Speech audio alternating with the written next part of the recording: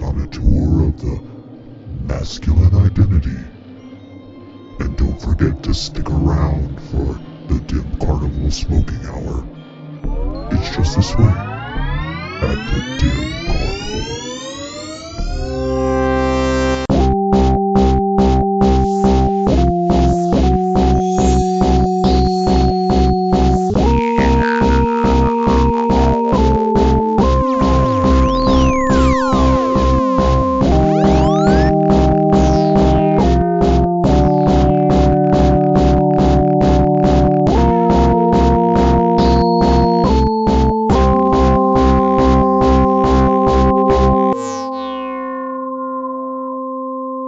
What's up, everybody? Welcome back to the Dim Carnival. I'm Bill. Steve. And I'm Ryan. And this week we are doing part 2 of Man's Myth Volume 1, the first part of a 2-part album that came out not at the same time. So I hope everyone's taking notes on what I just said. This week we're listening to tracks 6 through 10, So High, Off the Chain, Controversy, Get Ready, and Fuck You. And it's a journey. We're still not sure what the theme of this concept album is, what the concept is. Maybe it will become more clear by the end of this week. Almost certainly it won't. So shall we dive right in, or are there any overarching thoughts about these 5 tracks we've listened to? Well, I did just want to throw one thing in. Last time the last episode, I was mentioning watching that interview and how there was a vast difference between how Monoxide and Jamie kind of thought about this album. But one of the things they talked about was why they released them a month apart. And Monoxide said that they did that because they didn't want one album to overshadow the other. And I have a feeling they probably thought this album was going to be a lot better than the other one. So maybe it was they didn't want to see how much people maybe would buy one over the other at the same time. Although it doesn't. Well, I think that if they released it as a double album, it would just be one thing to buy. Although Bizarre wasn't. So well, yeah, they were, and that was what the fellow that was doing the interview talked about. Was it was released Use Your Illusion 1 and 2 and the Bizarre albums, and so they were released separately. But that was what they were saying. They just didn't want one to shine more than the other, so they had a month apart so that they would each have their own. And you're positing that this album is much better than the next one?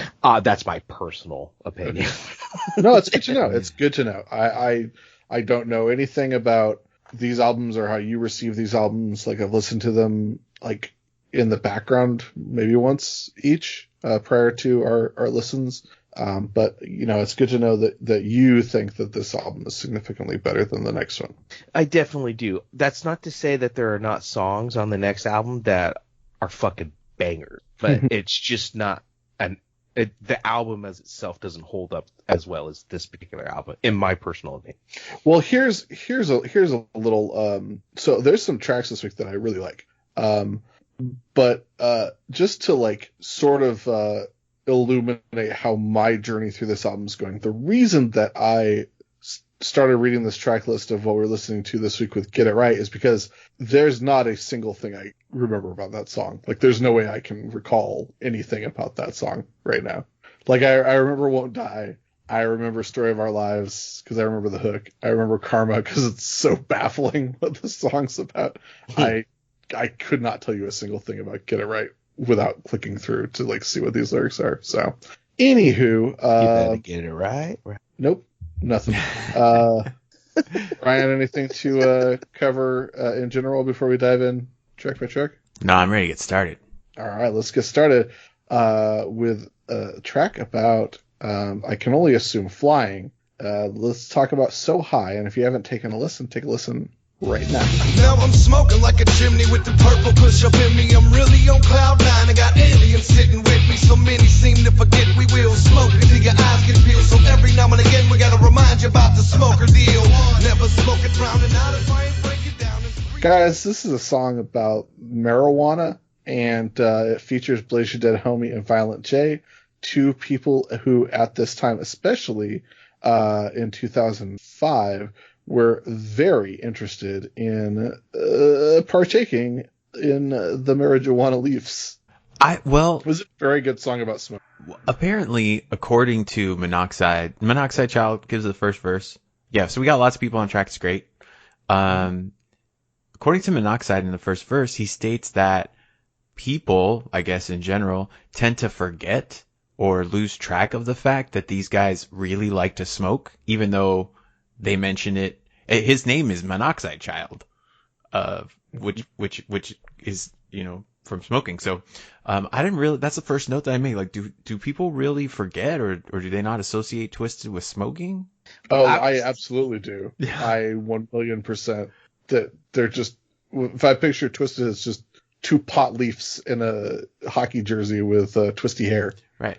I was just thinking all the times I've heard that is that the people that, like, not juggalos and people outside of the fan base, that they still, because they tour and they still interact with people that are not in the juggalo world. And I think when they're looked on outside the juggalo world, they're crazy murderers, and that's what. Yeah, that's totally fair. Like, they're not, for example, the Cottonmouth Kings. Exactly. Who put it right in got their you. name. Okay. So that that makes was my sense. interpretation of that. Yeah. Thank you, Steve. I appreciate that. I mean, like, what Steve said, like, that's not, their image isn't like guys who get high, but if you know anything about Twiztid, like, yeah, they smoke weed a lot. I mean, the cover of his album is Newports. It's like, it's part of his identity. It's That's cigarettes, though. Those are cigarettes. Well, he's only talking about smoking. Yeah. Okay. What I was thinking mainly about this song, and it's great now that everybody, ICP and Twiztid are all, and Blaze, everybody likes to smoke weed. There's like a weed track on almost every CD now, or at least there's at least one on every track. And what I was thinking about this one, why I really liked it, I was trying to pick it out, and it's like, is it what they're saying? Because I couldn't even really tell you any lyric right at this moment. And This song is a mood as opposed Yes. to like. Yeah. so that's exactly what I'm saying. It's like, it doesn't matter as much what you're talking about. You Yeah. gotta just kind of like have a tone and set Yeah. kind of like a mood. So exactly like you the music is great. The mood and atmosphere is fantastic. Everyone's just having a good time. They're all on point, and it's just a really, really, really good song. And it's spoilers, but this is a duo. This track and the next track are married together. They're both about smoking weed. But yeah, it's just and this track and the next track are nice, like a nice dichotomy of like the two sides playing off of each other. It's like basically the two sides of the weed smoking coin, essentially. Yeah. I have to say, when I was super into this song and these albums, smoking pot was still new for me, and so I was way into it, and it was really important to me because I was pretty lame. But these songs were amazing. And on my birthday, which is 420, and when I was more social and played in bands and had more friends, people would be around for my birthday, and everyone would bring lots of pot.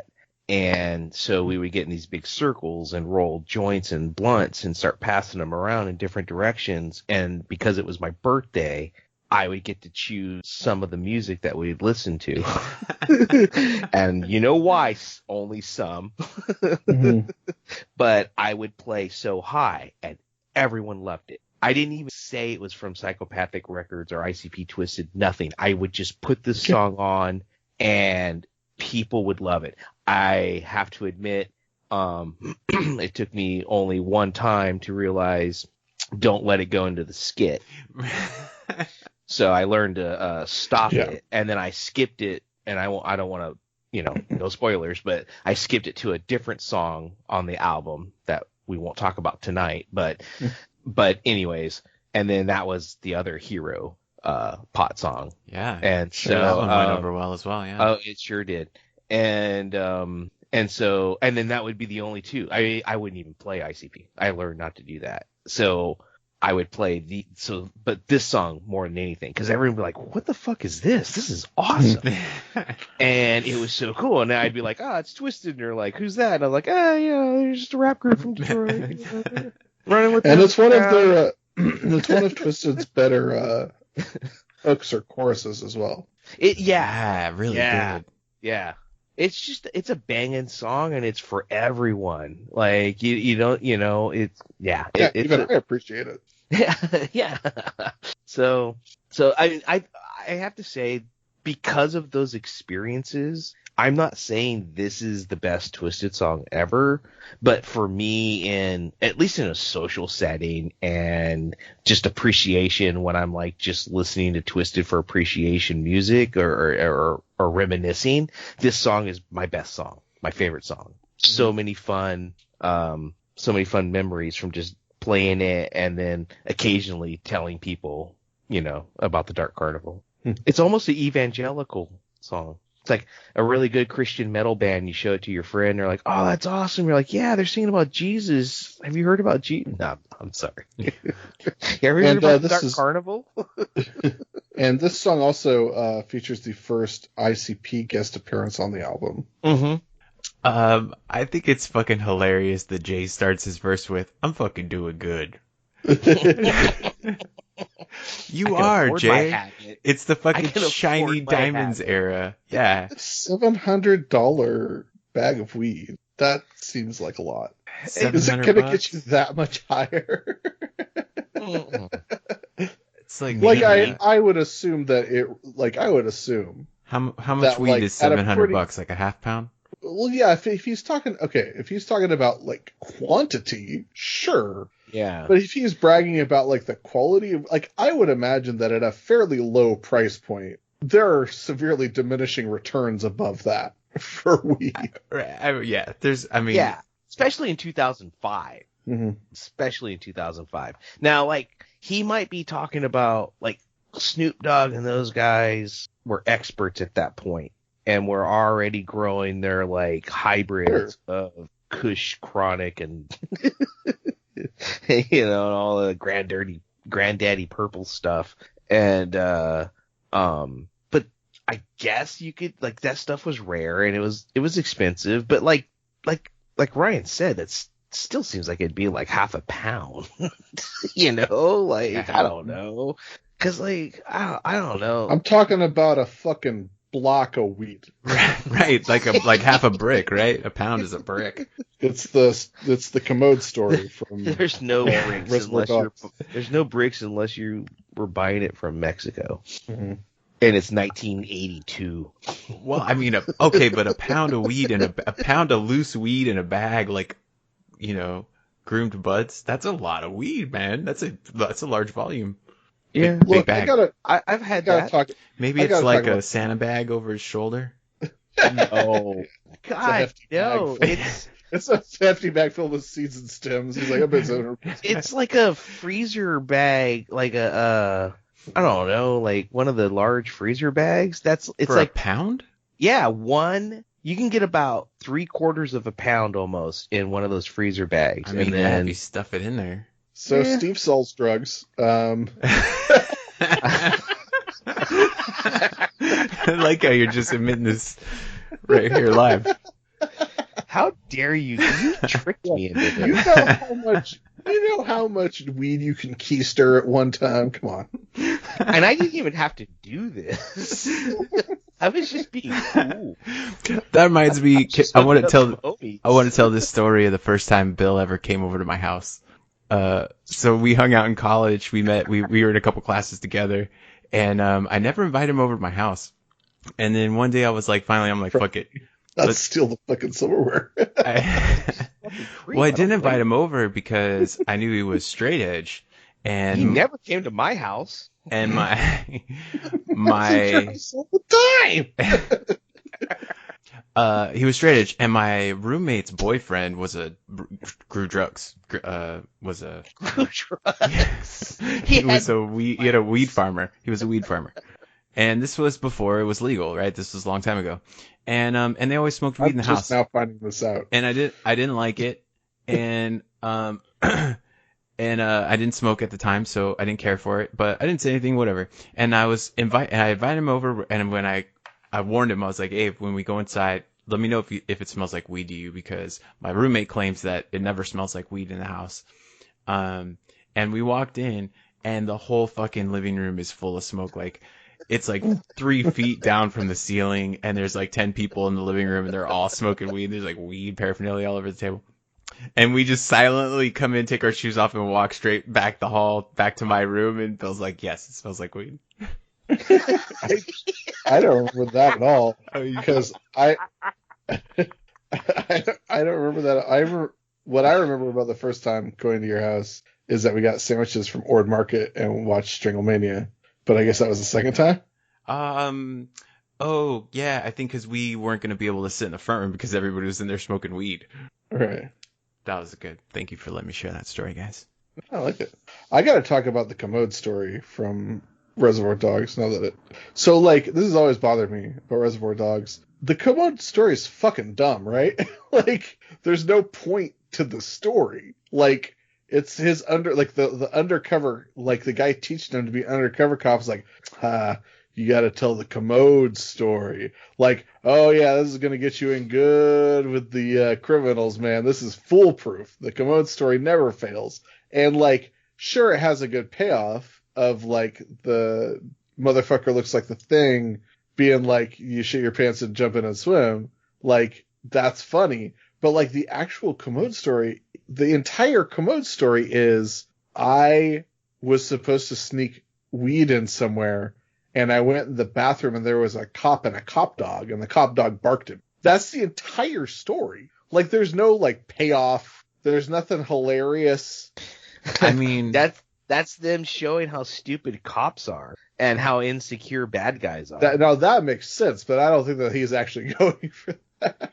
Well, no. Well, I don't know. I don't think it's like very deep. It's like he was worried that he was going to get pinched. Like, the drug. I understand that. And the cop would rather tell his story about the chick he was banging. He did it for 4 weeks because he's a fucking idiot. And that's where the insecurity of criminals are stupid. And then the funny thing is the story's super simple. Yeah, it's just... And cops are stupid, or other bad guys are stupid, and they believe it. It's simple. It's simple enough to be real. I think that it's... because obviously... Quentin Tarantino is not a criminal. He's not he doesn't know how organized criminals socialize and build bonds with each other. It's probably over racism and crime. And he thinks they say the N-word a lot. He knows that. That's definitely true. Yes. Okay.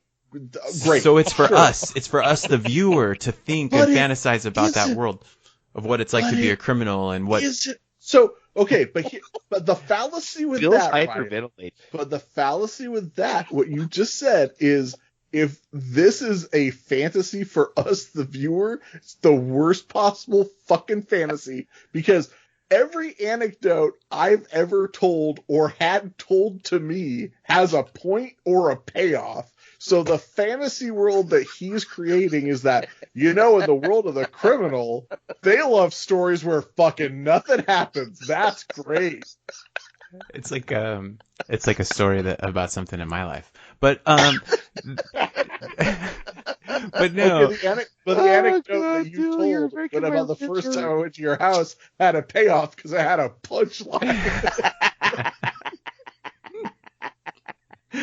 Can always count on you for the punchline. Dogs, the commode story's punchline is he finishes telling the story, and the person he told the story to provides the punchline.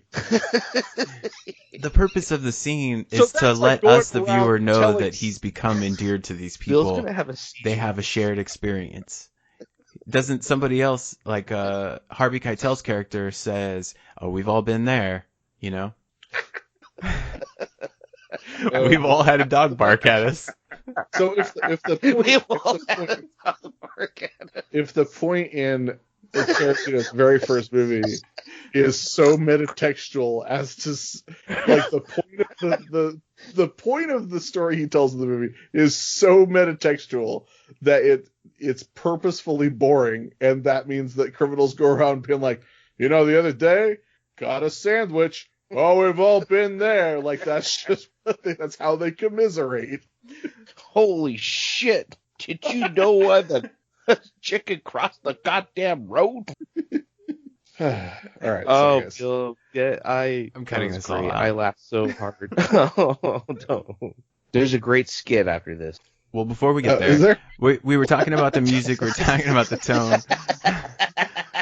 This track, as we, it's produced by Fritz the Cat and RLC. I love Steve's laugh. Yeah, it's great. I can actually always tell. I've been thinking about posting this on the Instagram because I could see Steve's laugh. I've edited so many hours of this podcast. I can know exactly when he's laughing just by the fucking choppy lines, Mm-hmm. Can always And the recognize it. cough. Yeah, it's good. But one of my favorite things is it's got this really cool, groovy, laid back beat, but throughout the whole thing, there's this like Darth Vader, really heavy, like breathing, like throughout the whole song, which I think is awesome. Nice. That was the last thing That's I it? wanted to say. Okay. No, it's like I said, it's a great song, great production, great atmosphere, great mood, and then it goes into a skit, which leads into the second half of the weed smoking saga with the next song, the skit. And for many years I thought that for many years I thought something else, but now I believe that the person in the skit is supposed to be a woman. Yes, Okay. I assume. Yes. Steve? But yeah. Yeah, I always. Okay. So a woman's talking to her friend on the phone. Is like talking about like, oh, a dude picked me up at the club last night, and we hit it, and he's sleeping right now. He's gonna drive me home, and then hangs up and gets in bed and wakes him up. And is it Madrox freaking out? I Or don't is- think it's. Oh, Steve, it's do you know? Lavelle. It's Lavelle, That's- right? Yeah, It's that's what I was gonna say. It's got to be That's Lavelle. what I was. Yeah, I was gonna say it's neither one of them. Yeah, it's Lavelle who wakes up and freaks out because the woman is apparently hideous and very mannish looking, perhaps. And then, She farts. well, getting into bed, sure, but he's asleep, so no harm, no foul. He smells some Badusi. Badussy. I've never liked skit. I've always No, found it it's offensive. It's bad. But it's bad. But I'm not going to pretty laugh at times. The premise of this I skit think it's objectively funny that a dude wakes up from a sleep and the first thing he says is, "I smell some Badussy." okay. First thing I want to say, put the content aside. The acting, the performance is Violent J. This woman is right. Violent J. Right, I forgot about that part. The acting and it's pitch shifted up. The acting performance of Violent J in this skit is phenomenal. My favorite part is when Violent J says, "He gave me one of those little things." Oh, you got that backwards, homie. He says, she says she met this guy, she met the love of her life or whatever down at the Pulse. He was drunk and so high, and I gave him one of those little things. The way he says it, that's the best line to me. And He danced for me in his drawers. right. Yeah. So so- this chick drugs this dude. Yeah. This is rape. Yeah. This is a rape And skit. then he says, "Did you rape me?" Yes. The answer is He yes. does say that. That yeah. is rape, sir. You've been Extremely raped. fucked up. Extremely fucked up. Well, what I want to say is the way when he was delivering those lines and the way that he was talking, it made me think about something that Bill, you said, and I think we've all kind of talked about at various points throughout the podcast of Violent J and how he has this way of kind of like seeming to really enjoy the way that sounds feel like coming out of his mouth. And I wondered if you guys caught that on one of the streams. He actually explicitly said that. He was like, he said a phrase, I don't remember the phrase, and he repeated it a couple of times, and he was like, I really like to figure out the way it feels, coming out or whatever. It's like basically exactly what you said. Yeah, that's awesome. Which I thought was really, really rad. The other thing which we have not mentioned is Gina the friend who's on the other line, which is played by like a screaming guitar or something. Is it a guitar? I think it's a voice, but it's so pitch shifted and whatever. To me, it just sounds like a noodling screaming guitar. Yeah, it's like, or a cat getting run over. Awesome. Love that. Yeah. He took me home, girl. All right, well, let's move on to the second part of this saga, which is Off the Chain. If you haven't taken a listen right now. Daddy, I'm high as a cloud, floating, looking to touch anything soft enough I can bust my nuts on.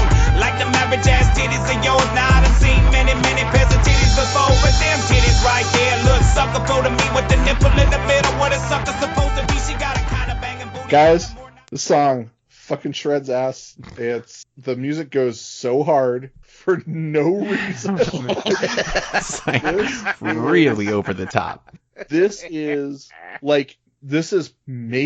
probably the absolute best musical track that I have yet heard by Twiztid. Like, it fucking kicks, it slaps so hard for Comes right in with that absolutely guitar no reason. riff. Yeah. It's like a fucking baton hitting you over the head with. Screaming at you. Like, I want this instrumental track so bad. Like, the song is elevated many times over by how fucking good the music.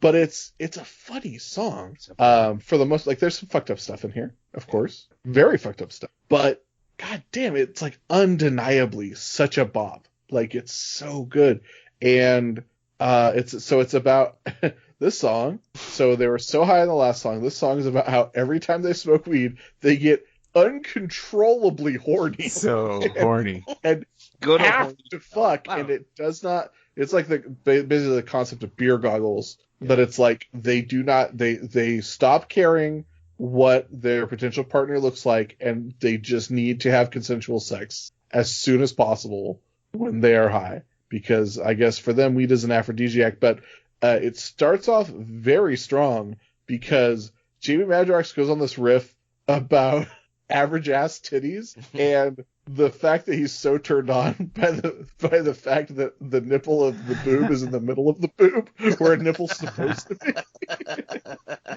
And it's such a strong verse. Yeah. With this fucking wailing track going on. He's like, It's like kicking but the your ass titties and then it's fucking- making you but them laugh. titties right there look suckable to me with the nipple in the middle where the sucker's supposed to be. She got a kind of banging booty, kind of more not than so. If I don't drop this load, my nuts are gonna explode. I love in So the chorus how fun. timely all the people they list Wow. as being beautiful Yeah, I are. was gonna get. We gotta That's talk not about true. all of Sorry. them. Yeah. Yeah. They're Okay, all so- still beautiful except for Anna Nicole. Yeah. But yeah. No, that's what I was gonna say. That's crazy. So this album came out in 2005. This album is 15 years old. Only one. Yeah. And- That's the only one dead person, right? Yeah. Well, that's not what I was going to talk about. But so the hooks are with this nonstop barrage of sound. The hooks are Monoxide talking about what everyone looks like to him when he's high. Everyone seems to be off the chain, and he's talking about all the women that these women look like. They look like a mix of all of these women together. So this track is 15 years old, and most of the women listed in this song are still, like, to this day, like, current, like, objective, most beautiful, desirable, attractive women for heterosexuals. Like, Sure. And Yeah. it's kind of crazy how many are current, because, like, in 2005, or let's say, like, in 1995, if you made a track listing all the most desirable women of 1980, you would not know who any of those women are. But it's kind of Anne crazy. So, McDowell. yeah, like Farrah Fawcett, Bo Derek. So the people that are listed are Madonna, Hanoi Jane. J-Lo, Halle Berry, Anna Nicole. So, like, J-Lo's still there, Halle Berry's still there, Anna Nicole, R.I.P., Gwen Stefani, still there, Fergie, questionable, arguably still there, Britney, still there, Charlize Theron, still there, Angelina Jolie, still there, and then Jenna Jameson, Oh, regrettable.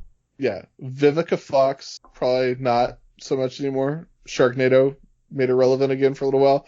And then, holy shit, boy, did this song make me think about Vida Guerra for the first time since 2005. Right, like an issue of Maxim just fell out of the sky and landed on my desktop. Although he does pronounce her name as Vida Guerrera. And I didn't know who that was. Just a big butt model that used to be in like every issue of FHM and Maxim. Right, so Beyonce still there. Paris Hilton, no. Yeah. And then Gretchen Wilson, Ashley, and Jessica Simpson. But wait, you really just breezed right over Gretchen Wilson there. It's great. Gretchen Wilson, yeah, right. Gretchen Wilson is like 2 tiers below all these other women. You don't put Gretchen Wilson in the same, like, I'm just talking about like popularity or even like a lot of people. She's a country music singer. Very popular. I think she had the like most at the time. Her first single, I think, was like the most popular. We live in California. They country song released by a woman. Yeah, absolutely not. She is associated with Kid Rock, though. She actually has a Kid Rock poster. So I just Googled Gretchen Wilson 2005, which is important. Yeah, she just came. She had just come out. Yeah, it was like her first year out as an artist, and she's a huge bang on the scene. Country music. Like this was like a year away. This is like a year after her mega massive ginormous crossover hit Redneck Woman came out. Yeah, that was a huge hit, man. I'm not saying she didn't make a big splash. I'm not saying she isn't rad, and she's hot, and her music's dope, man. For sure. I listened to country for a long time. I think that Gretchen Wilson and Ashley Simpson are like the two like extreme like this is 2005 name drops in here. It's hard for me to remember how old Ashley Simpson was, and I had to actually do the math to try to figure out whether, I think she was 19 in 2005. Yeah, it was one of those, Ashley Simpson was the one that, like, eventually was on Saturday Night Live and they played the wrong music and their whole band got caught. Eventually. That was happening then, yeah. Oh, all right, my bad. Where she lip-synced incorrectly, yeah. I just couldn't remember. I don't really remember what she looks like. I know her from that. She looks like Jessica Simpson's younger sister. I don't really know what Jessica Simpson really looks like either. It's fine. That's fine. I'm sorry. This is another generation. Well, I mean, it's 15 years ago, right? So it's not quite, by definition, a generation. But someone would listen to this song now who wasn't even alive then. Like and know a lot who these people are. Yeah, they certainly know who they are. But I mean, this song and be like, I get it. Angelina Jolie's like a grandma. Yeah. Madonna's like 80. 72. Yeah. Yeah. You went harder than I did. Now J-Lo, on the other hand, J-Lo is a flawless goddess. Beyonce, of course, still killing it. Just for many years to come. Madonna is legitimately 62. Yeah, Madonna's the same age as my dad. Oh. So the other day, we were watching SNL and Foo Fighters was the musical guest, and I was like, Pat Smear's got to be in his 60s by now. And my wife was like, he's the same age as the rest of the Foo Fighters. Like, he's maybe a couple years older. And I looked it up, and Pat Smear is 60, and Dave Grohl is 50. There you go. Yeah. Well, speaking of controversy.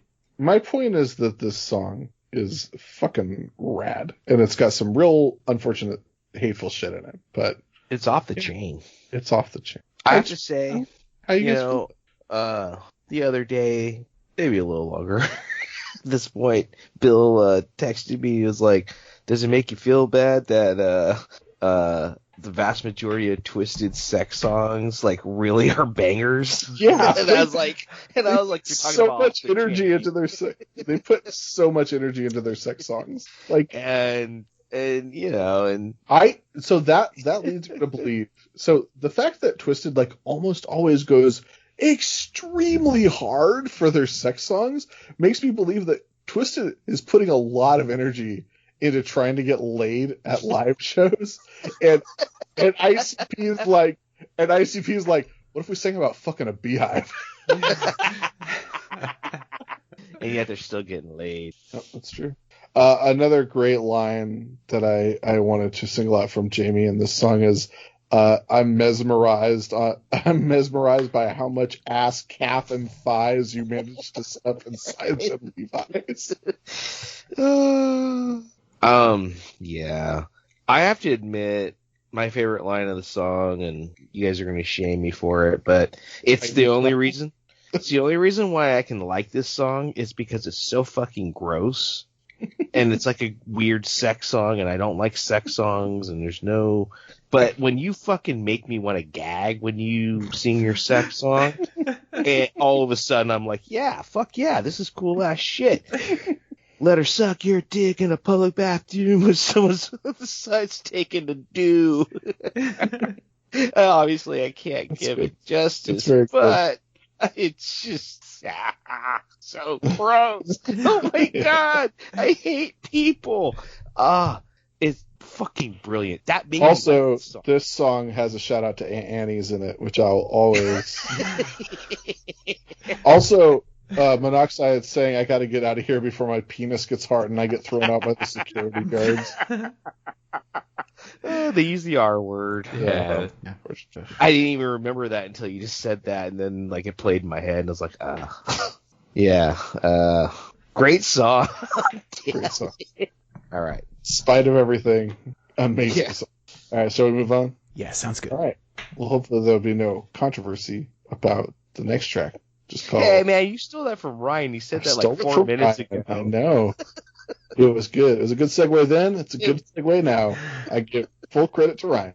This song is called Controversy. If you haven't taken a listen, take a listen right now. Besides the good weed, what the fuck's in Afghanistan? Can't trust him. Chuck said it best, but I'ma take it till I finally rest. Now I got an X on my head like I'm supposed to fear. I'm just a target, but bitch, I'm still here.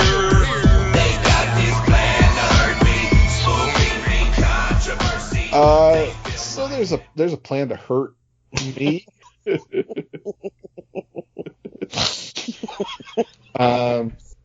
This is another one with Karma where it's sort of like, huh? It's sort of like if someone listened to InfoWars and was trying to tell you about it, but they didn't understand what they heard. If a real dumb person listened to like half an episode of InfoWars from the next room and then tried to tell you about it. Well, I'm glad to hear you say that, because my very first note is, and I probably listened to this song 3 or 4 times before I even took any notes, because it was real hard. My first note was, either this song isn't as smart as it thinks it is, or I'm not. Like, I don't...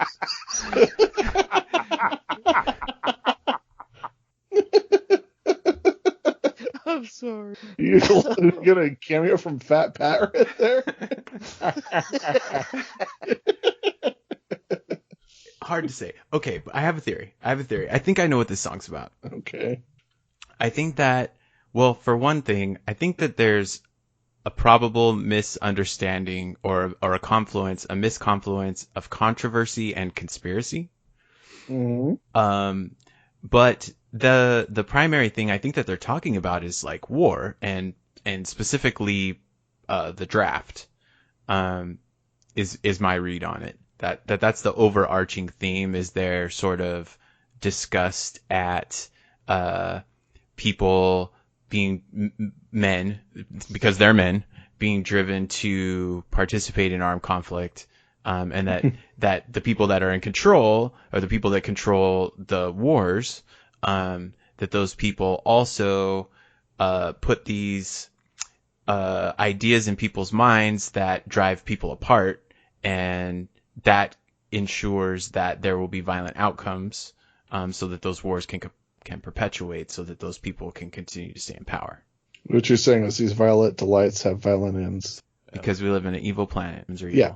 What they're trying to say, I understand. The gist of what they're getting at is like fairly clear. The specifics of what they're getting at are like, oh, these guys are not fucking understanding what they're talking about. Yeah. And it reminds me of what you were saying, like the mix up of like it reminds me of when I was in high school.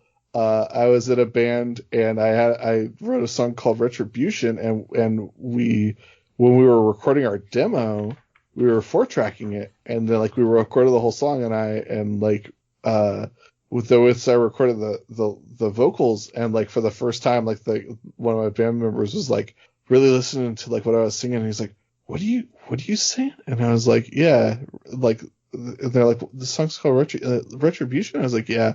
He's like, I don't think you mean Retribution. And he was right. I didn't mean Retribution. So we had to change it to Redemption, and I had to sing over like gang vocals where we were saying Retribution, and I had to sing Redemption louder. Which doesn't sound nearly as cool. No. Redemption. That's how it went. This song's real dumb.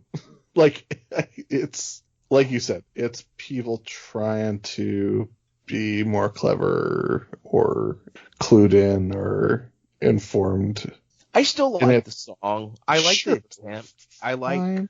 like the rhymes. It's got great rhymes, even if they don't necessarily always make sense completely. I it's not a bad song. I've always enjoyed listening. So not one of my favorite, obviously, but So I actually kind of felt something. I remembered as you were saying that, Steve. I remembered that I had this thought that it sounded more like they were practicing the way that they put words and phrases together to sound good, because that's like an important thing, right?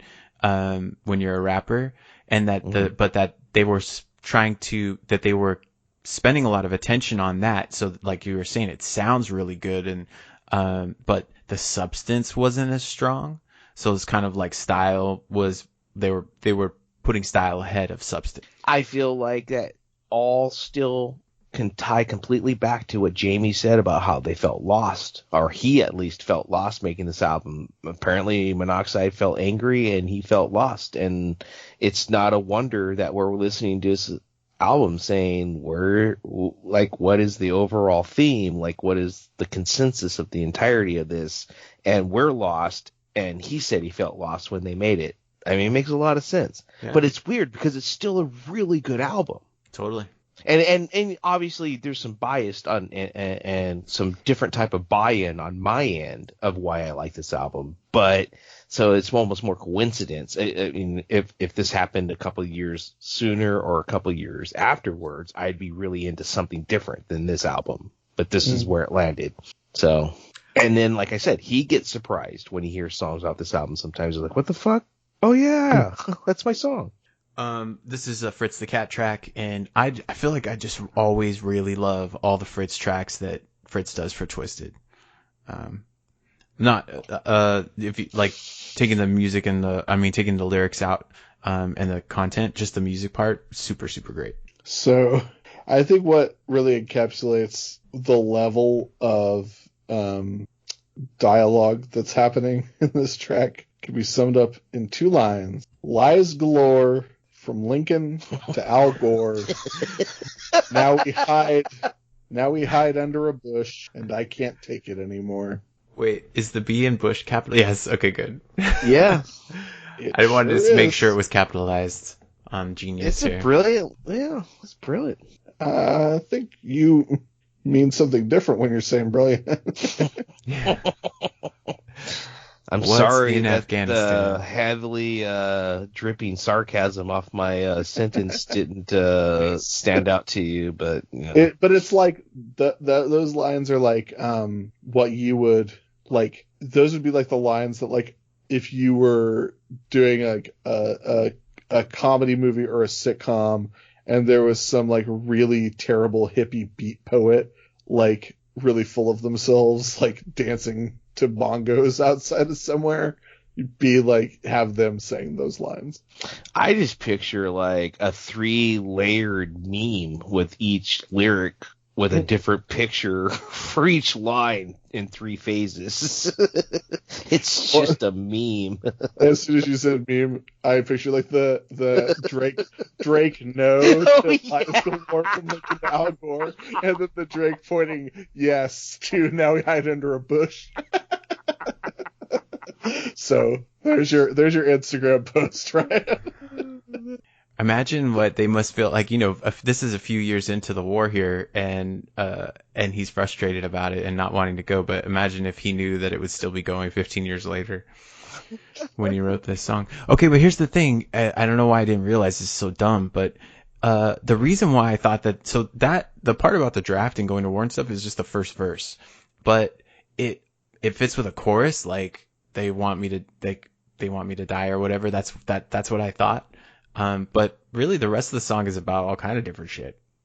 Aliens and pandemic and the ozone, For worse. Yeah, global warming. I feel like when they talk about the ozone layer cracking, like sometimes this is where I get this conflicting where like, is this like going back to the beginning where they keep saying myth? Cause they're saying all this stuff's happening, but then he's like, but then the ozone cracked in 79 and we're still here. Yeah. And I was like, is that where you throw in myths? And they're saying like it didn't happen? Yes. You got it right. That's what they're saying. Okay. Thank you. Well, if it's global warming, why is it snowing everywhere, guys? Right. I tell you what, it's fucking cold where I live right now. And the sun's out. Wait. It's 10 o'clock. That's just my life. Anything else I'm not really into this song, but anything else to say about it before we move on?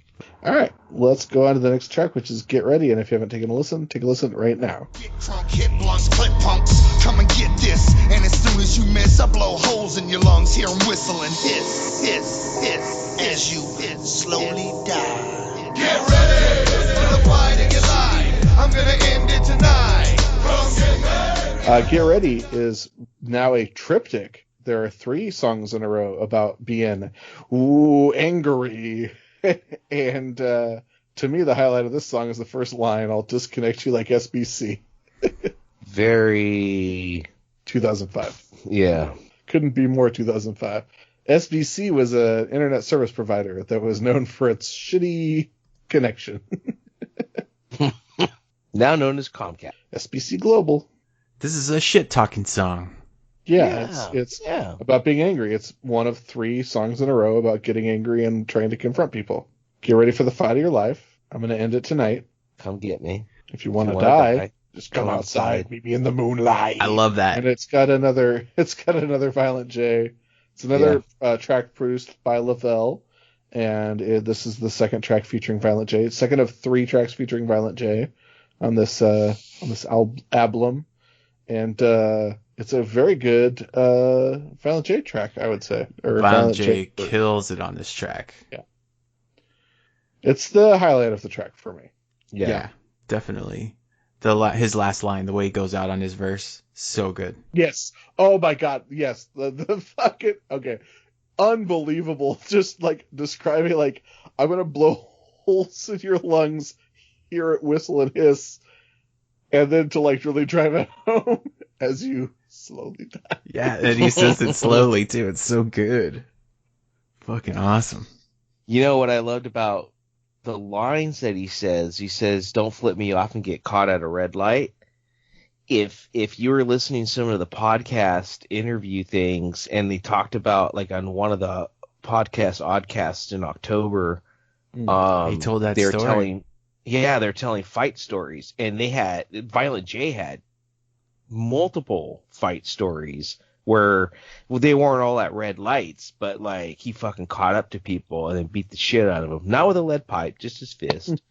But I'm not a big fan of fight stories, and I sat in delight listening to ICP talk about stories of beating people up, or maybe getting beat up themselves, or maybe a huge group of them beating on someone and then them realizing that they were on drugs and they still beat them down, but like we're like, if that guy wasn't on drugs, he would have killed us. I love how honest they are. They're fucking honest as shit. I love it. I fucking love listening to their personal stories, and we can talk about that later. But I just thought it when I listened to this again tonight. Tonight was the first time I thought about that with this song, because I had just listened the other day to their podcast Fight Stories. Well, it wasn't officially their fight stories. They're going to officially have another podcast with their fight stories. Oh, it's so funny, dude. Oh, I loved it. I love that Outstanding. shit, dude. Yeah. The stories they tell are amazing. Anyways, so that's the only thing that's cool about that song to me is I thought of that interview with those lyrics. It's like he does that. That's real. Dope, man. Yeah, totally. The song to me, it's got like a really strong kind of late 90s, almost like a Wu-Tang vibe. I don't know. Just the way the callbacks, it's got the kind of, I don't know, just something about the aesthetic is what I think of. It's like a song from the Def Jam video games, which are great. Yeah, I made a note that I like Jamie's verse as well. But you know, it's not like a big standout song. Mm-hmm. Yeah, it's just whatever. But the Violent J verse is tremendous. And also, I do like the, opening line. Yeah, I mean, it's just like a fun song about dudes getting together and talking about how much they could kill other people or something. Yeah, cool. It's fun. Just toxic masculinity. The song. Yeah, Monoxide's verse is particularly egregious in that regard. Yeah. But just the last thing to say about Jay's verse is that he starts to get a little bit he's like freestyling, dancing up on the pedals there, where he like flips his rhymes and doesn't just stick to a normal meter, and that's something that he does a lot now, but hasn't done in a lot of recordings previous to this.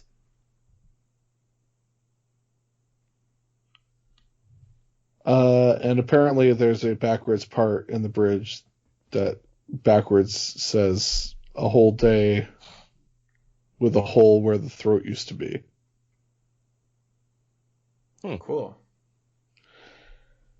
Yeah.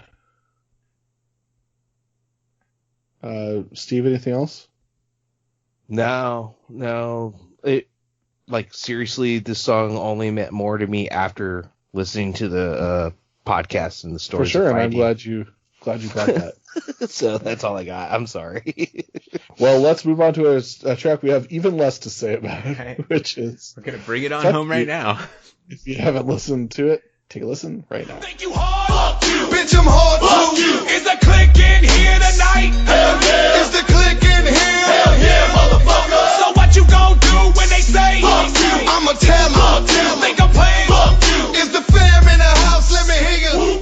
Where you at? Not even any lyrics for this one, guys, on Genius. Just you don't not even worth the effort. It's like an under a minute song about being angry and saying fuck you, and it's like maybe the worst song, maybe the worst of like 25 Psychopathic Records songs where the point and hook is fuck you. Oh, I disagree. I like it. Oh, okay. I could see it as being a fun thing to do at a show, It's get some audience participation. It just isn't anything. I guess I enjoyed it back in the day because it was just like a ooh, boop, boop, boop, and that's nice. But I think, again, going back to listening to Monoxide and Mad Rocks talk about this album and how they were saying, again, they were building Psychopathic Records up instead of their own band, and they were building up Juggalo family and Juggalo love. That's what this song is. This is just a Juggalo chant. But so it's like, but it's more than that, because I think it's more than that, because they say is the clique, they differentiate between two different groups of people. So there's like the family, right? And when when they call for the family, they say there's a family in here tonight. That's when the crowd calls back whoop whoop. But when they also call out to ask if the clique is in the house tonight. And I assume that is, Twiztid and ABK and Blaze, and ROC, like that crew, that clique. They're the group of friends. It's actually Shawn Michaels, Kevin Nash, Scott Hall, Sean Waltman, and Triple H. Thank you.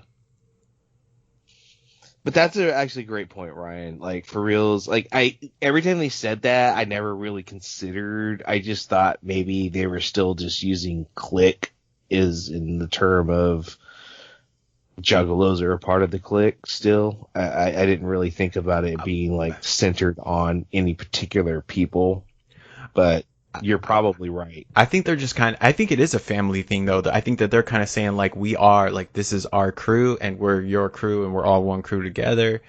But we want to make sure, we talk to our friends this way, and you got, juggalos have the whoop whoop and we've got the hell yeah motherfucker or whatever. Oh, yeah. Yeah. Never thought about that like that. Yeah, good point. All right. Hell yeah. Is that it? That's it, man. That's it. Yeah. That's literally it. All right. If I hadn't heard that interview, I wouldn't have had that to say about this song.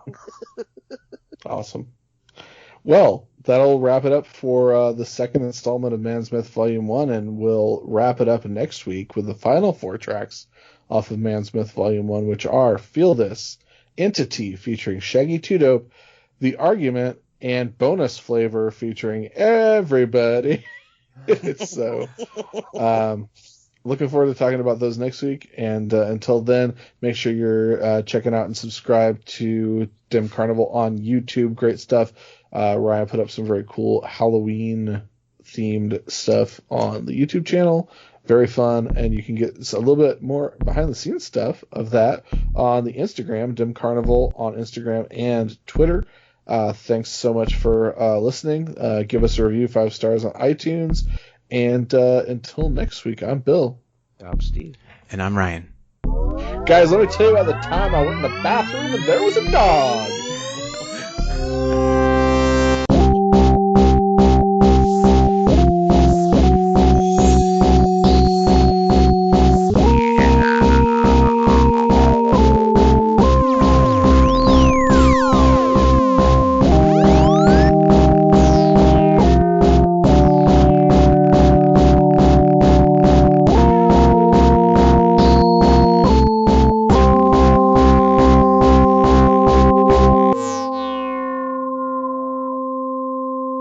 Do you smoke cigarettes, Ryan? I tried smoking a cigarette a couple of days ago, and I can't say that I really enjoyed it. Was it on a break at work? Quitter. What was the question, Bill? Were you on your break at work? No. Just found one Don't on the do it, street? because once you start, it's really hard to stop. Don't smoke cigarettes, Ryan. Yeah, I'm not gonna. Well, it doesn't even help nothing. Yeah. Unless you're drunk, and it makes you fucking awesome. And if you're high, it's really fucking awesome. But don't do it, Dewey. I just don't like cigarettes. It's not that I don't like nicotine. I love smoking cigars. I don't like smoking cigarettes. I don't like the way it tastes. Cigar doesn't get you fucked up the way cigarette does. I don't know, man. I get pretty buzzed off of. Anyways, this has been the Smoking Hour on Dim Carnival.